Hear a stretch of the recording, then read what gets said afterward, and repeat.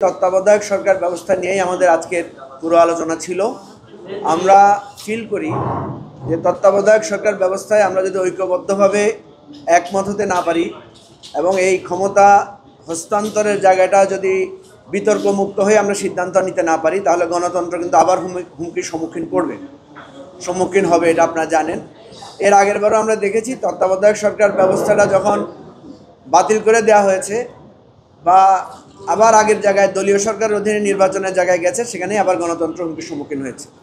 আজকে আমরা মূলত যে জায়গাটা সে বিতর্কটা থেকেছে সেটা হচ্ছে অপশনগুলোর তৃতীয় বা চতুর্থ অপশনে গিয়ে বলা হয়েছে যে এই প্রথম অপশনেও যদি সমাধান করা না যায়, দ্বিতীয়তে যদি করা না যায়, তৃতীয়তে গিয়ে বলা হয়েছে যে সেখানে আমরা বিচার বিভাগ থেকে মানে ওখানে 5 জনের জায়গায় বিচার বিভাগ থেকে 2 জন বিচারপতিকে সদস্য করে 7 জনের মতামতের ভিত্তিতে করা।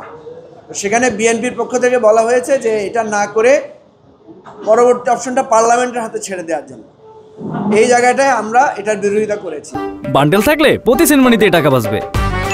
বিকাশ সেনমানি বান্ডেল কিনে জিতুন প্রতি লেনদেনে।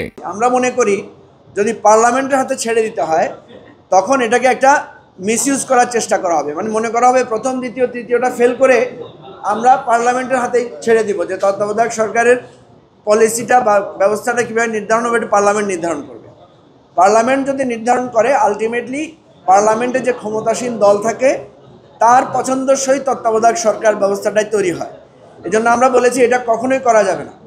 পার্লামেন্ট তো অটোমেটিক্যালি যে কোনো বিষয়ের সমস্যার সমাধানের জন্য পার্লামেন্ট কাজ করবেই, কিন্তু এটা যদি আমরা সংবিধানে লিখে দিই বা বিধির মধ্যে সংযুক্ত করি, তাহলে এটাকে একটা মিসইউজ করে আবার তত্ত্বাবধায়ক সরকার ব্যবস্থাটাকে ম্যানিপুলেট করার একটা সুযোগ তৈরি হবে। আমরা অনেকগুলো দল এটাকে সিরিয়াসলি অপোজ করেছি এবং বিএনপির কাছে আমরা অনুরোধ করেছি যে আপনারা এই জায়গায় অন্তত একমত হন, এই জায়গায় অন্তত নোট অফ ডিসেন্টটা আপনারা দিয়েন না।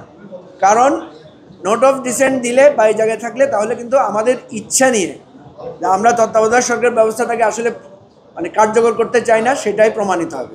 তো আমরা আশা করি সেকেন্ড অপশনে গিয়ে আমরা আলোচনা করে এটা একটা সমাধানে পৌঁছাতে পারবো। আমাদের ব্যারিস্টার সানি আব্দুল হক সেখানে বক্তব্য রেখেছেন। উনি বলেছেন যে এখানে যে 2 জন বিচারপতিকে আমরা থার্ড অপশনে বা ফোর্থ অপশনে গিয়ে ইনক্লুড করতে চাচ্ছি, ওনারা কিন্তু প্রার্থী হবেন না বা ওনারা তত্ত্বাবধায়ক সরকারের অংশ হবেন না।